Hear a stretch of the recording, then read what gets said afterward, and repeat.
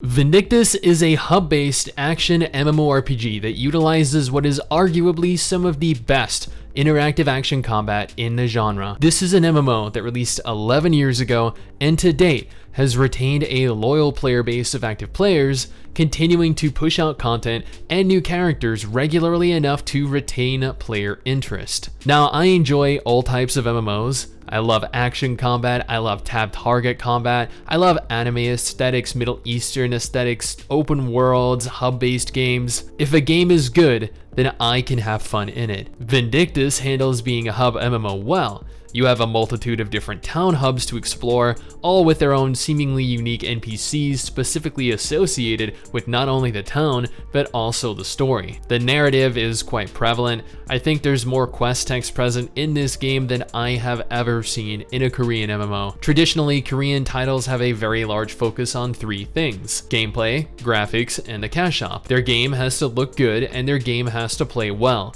If both of those conditions are met, players are going to want to spend money in their cash shop, purchasing cosmetics, character alteration services, and inevitably pay to advance and pay to win items. Vindictus is much the same. This is a game with, once again, arguably one of the better action combat systems out there. You have plenty of variety over your character in terms of what abilities you want to learn, enhance, and pursue. I wasn't following a build personally, so I just kinda, YOLO'd it. But I'm well aware how an optimal build would have allowed me to excel at my class to a much greater degree. I opted to select the new Tessa class as I had done a dedicated video on her announcement when Nexon revealed her. Not that there weren't at least 10 other classes that I was interested in trying. She had an interesting fighting style, much more mobile, I guess, than I would have expected her to be. I found myself at times missing the mark on my thrusts and ending up on the other side of the room, but I chalk this up to my poor reflexes more than anything. And while Vindictus utilizes an action combat system, it takes it a step further by allowing players to interact with the environment around them and even the enemies in some instances. You can pick objects up, you can pick enemy weapons up, heck, you can at times pick enemies themselves up and use all of the above as weapons. Blunt weapons, projectiles, the kinds of crazy things you can do in this game are almost unrivaled. While I have a lot of fun messing around with the combat, it is not the only focus of mine, and I'm sure a lot of fans of the game. When you create your character, you're given very little in the way of customization. Your character ends up looking very basic, very generic. However, after making it in-game, you'll learn that there is so much more available to you, either via the use of the cash shop, which is what I used, or via special vouchers obtainable in-game that allow you to purchase hairstyles, outfits, and underwear. Which, let's be real here, when the underwear your character wears is shown underneath your outfit, it is important to make everything match up. Otherwise, it throws the entire thing off. I'm sure all of you fashionistas out there can relate and fully understand what I mean. Customization is always a large part of the MMO scene, especially fashion. This is evident in games like Final Fantasy XIV and Guild Wars 2, where you don't necessarily have as much variety or control over your character as you do in something like Black Desert or Blade and Soul. Graphically, Vindictus is hit and miss with me. Some areas look absolutely stunning. Other times you can see just how dated the engine really is, at least pertaining to some of the environments. For the most part, the game looks great. It has very diverse areas, deserts, valleys, ruins, forests, caves, monsters specific to the environments that you come across. The characters themselves look better than the models found in most MMOs even released today. Games like Astelia, Bless, Unleashed, New World. I don't know how Vindictus does it, but they continue to impress me with each and every new class that they release. Abilities don't look overly flashy. I'm well aware that some people find this to be a very large issue in games like Final Fantasy XIV. They think all of the special effects kind of detract from the game.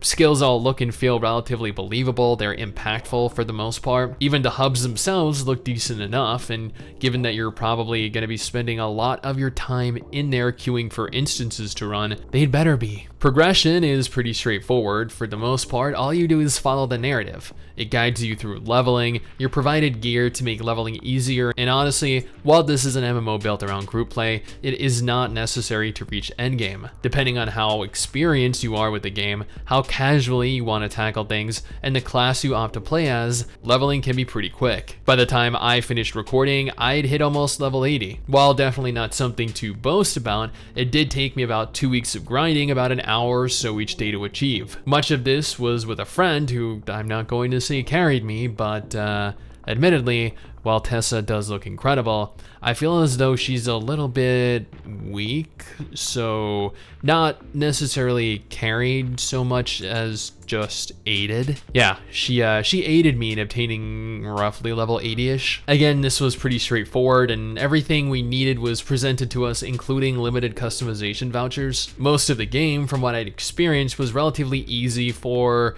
roughly the first 60 or so levels. After approaching level 70, things began to get progressively more difficult. While I never died, Papercat, the person that I was playing with, did.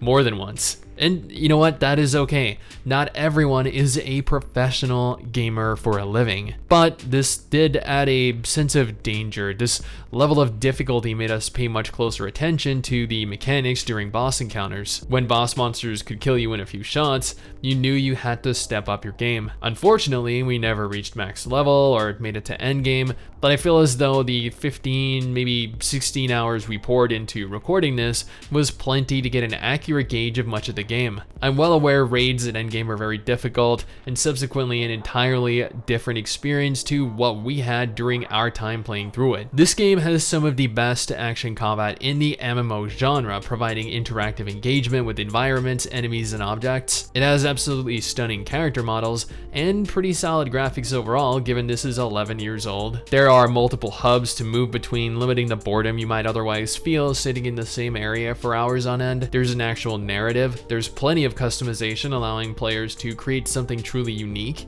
and also simultaneously bizarre or horrifying at times. The leveling experience is pretty easy, which means there's no real need to repeat content or run irrelevant content to continue. You can play the game with one hand. Vindictus is published by Nexon. Hub MMOs are definitely not for everyone. Fans of open worlds will likely end up feeling very limited. Instances can sometimes feel too samey and repetitious. Limits imposed on customization mean that unless you have the vouchers necessary, you'll likely end up looking very basic. People claim the game is pay to win. The game has very poor optimization, and you probably cannot play with your girlfriend or wife around. Ultimately, Vindictus is a very fun MMO. Yes, it is not your typical open world experience, but for the type of MMO it is, it does things right. It offers a fast, fluid combat system, a great looking world, a narrative, and so much more. Someday soon, I'm gonna make it.